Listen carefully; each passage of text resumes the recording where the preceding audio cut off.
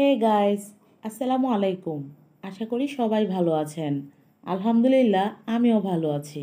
সবাই জানি তিল থেকে তাল হয়, আর ভাদ্র মাসের গরমে তাল থেকে হয় বিভিন্ন পিঠা পায়েস। আজকে আমি আপনাদের জন্য তৈরি করব তালের সন্দেশ। এই সন্দেশটা অনেকেই অনেকভাবে তৈরি করে। আমি চেষ্টা করেছি সব থেকে বেশি মজার এবং সহজ উপায়ে রেসিপিটা শেয়ার করতে। রেসিপিটা ভালো লাগলে একটা লাইক দিয়ে চ্যানেলটি সাবস্ক্রাইব করে নেবেন।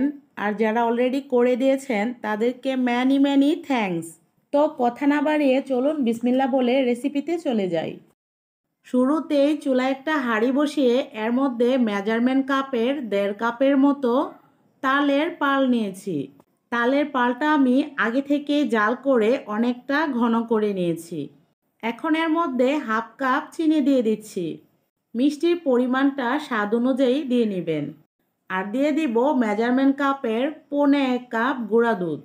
আর সুমিষ্ট একটা ফ্লেভারের জন্য দিয়ে দিচ্ছি 2টা ছোট এলাচ।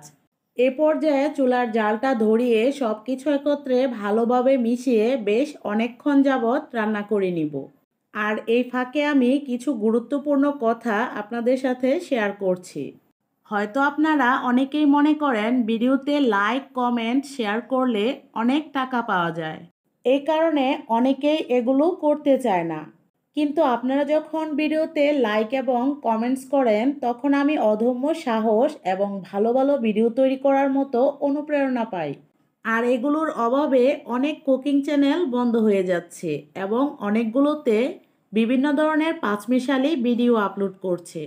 তাই আপনাদের রিকোয়েস্ট করছি আমাকে একটু সাপোর্ট করবেন যাতে হারিয়ে যেতে না হয়। আর দোয়া করবেন যাতে আপনাদেরকে পাশে নিয়ে অনেক দূর এগিয়ে যেতে পারি। বেশ অনেকক্ষণ রান্না করার পরে মিশ্রণের থিকনেসটা যখন এরকম পর্যায়ে থাকবে, ওই পর্যায়ে দিয়ে দিচ্ছি 1 টেবিল চামচ ঘি। আর এই পর্যায়ে কিন্তু ঘিটাই ব্যবহার করতে হবে, তেল দিলে ফ্লেভার ভালো আসবে না।